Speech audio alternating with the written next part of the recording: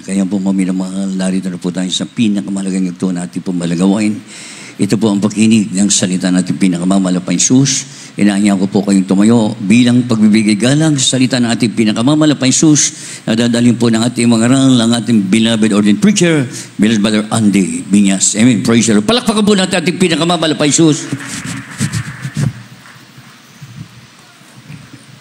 God bless you so much po. Itong beloved preacher Paul Mansano.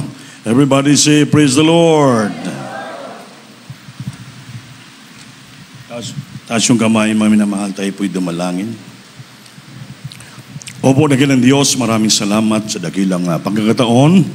Kalubog sa amin sa araw na to na ikaw aming sambahin, purihin, pasalamatan sa lahat na kabutihan mo sa aming buhay, Lord. Thank you so much, Lord, for all the blessing you have given to us, for the opportunity to serve you and praise you, my God. Hallelujah. To the first leading prayer of our dearly beloved noble pastor, who is unmade and time prophet of our loving God, and who is remembered, cheers the blessed memories from San Pastor Lecon Almeida and all beloved Almeida children, Lord. I pray, O God, please anoint them, O servant, to live with love and mercy and brethren. I bind Satan, cast out hindrances, Lord, right now, in Jesus' name.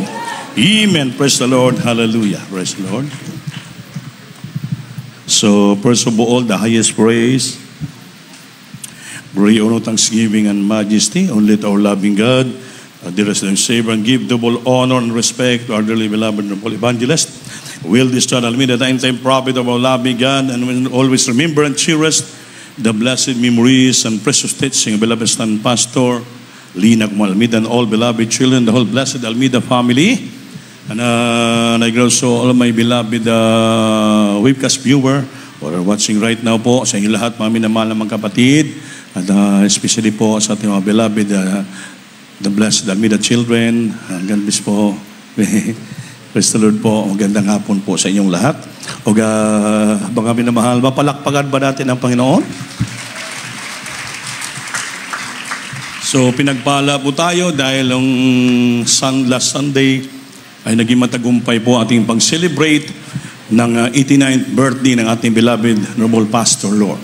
Pinagpala tayo kahit umulan, uminit, lalo uminit po yung ating paglingkod sa ating Panginoon. Amen?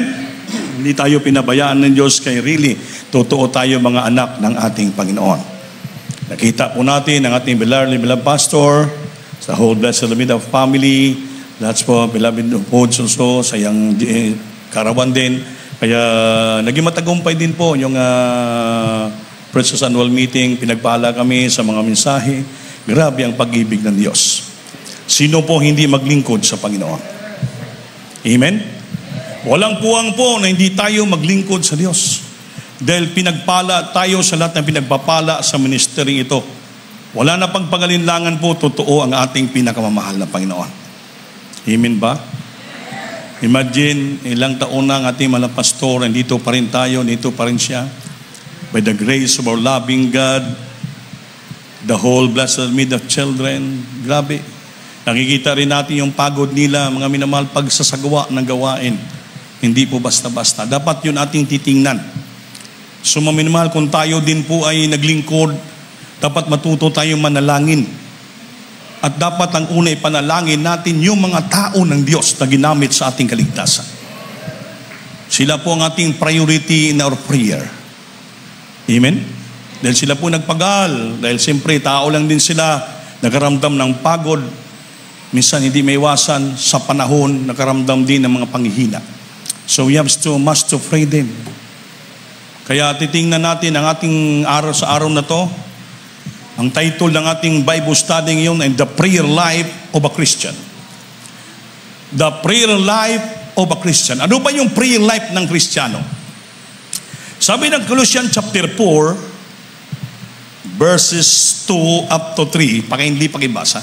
From the book of the Colossians, chapter 4, verses 2 and 3. Continue in prayer and watch in the same with thanksgiving, withal praying also for us that God would open unto us a door of utterance to speak the mystery of Christ, for which I am also in bonds. Colosas Kapitulo 4, versikulo 2 at 3. Manatili kayong palagi sa panalangin na kayo'y mga puyat na may pagpapasalamat.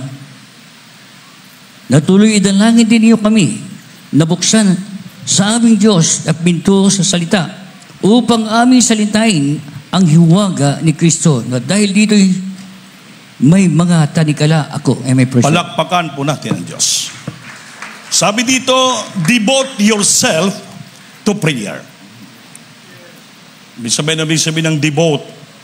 I-devote natin ang lahat nating oras, minuto, puso, isipan, ibigay natin. Manatili, i-devote natin sa ating sarili sa panalangin. At tayo po'y being watchful and thankful. Tayo po ay magbantay palagi at tayo maging mapasalamatin. Pray for us, sabi na Apostol Pablo, ipag-pray nyo kami. Amen? Pray for us that God open a door for our message so that we have claim to witness the Word of God. Hindi lang po tayo, hindi lang yung mga manggagawa, yung mga preachers, at yung beloved pastor manalangin sa atin. Mismo sa Apostol Pablo, sinabi niya pray for us.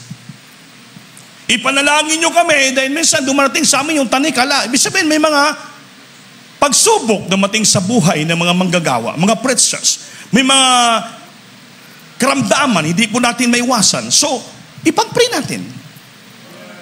Amen? Amen? Sabi ng Biblia, pray for the magistrates.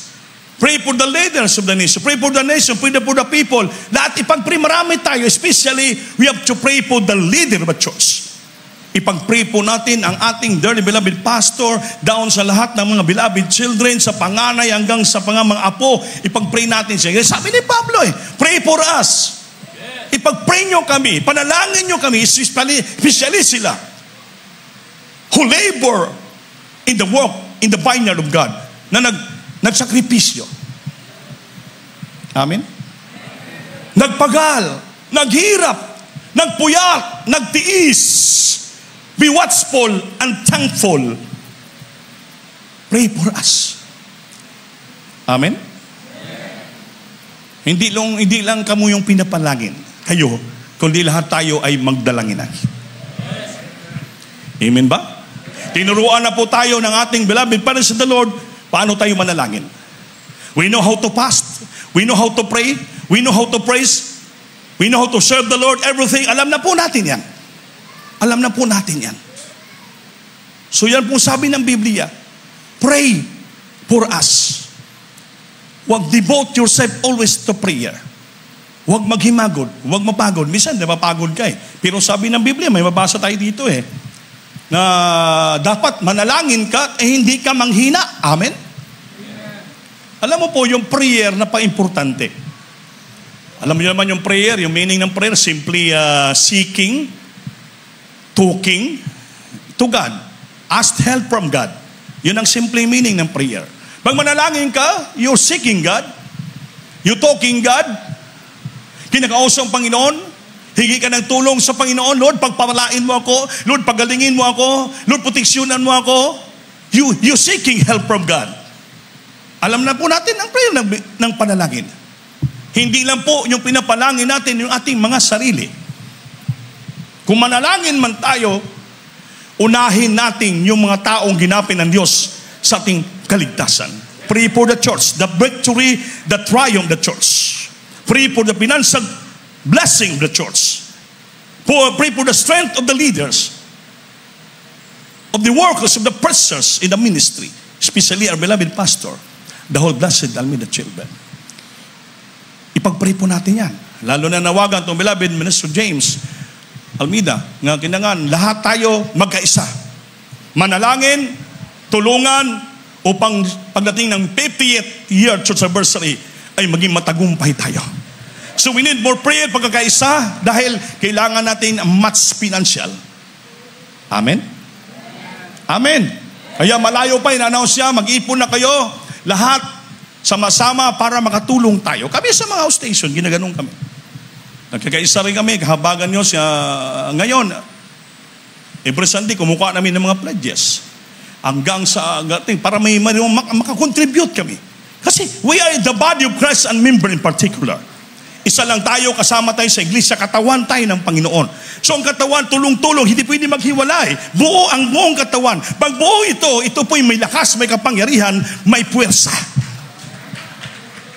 Palakpakan natin ang ating mahal na Panginoon. Kahit po yung pinaka-sikat nga scientist, si Albert Einstein, leader po yan ng, siya pong nag-imbento ng, he's a theoretical physicist. Nga talagang siyang author ng method of relativity. Nag-lecture siya. Tinanong siya ng kanyang estudyante. Sabi ng kanya, research siya. So what is there left in the world? For original research station research. Ano ba ang natitira pa sa sanlibutan ito? Kaya siya, nag-imbento siya ng quadrant, quantum, mass, lahat. Inano niya. Ano pa na yung kulang para makita ang original? Yung dissertation research. Alam mo anong sinabi sa nagot ni Einstein?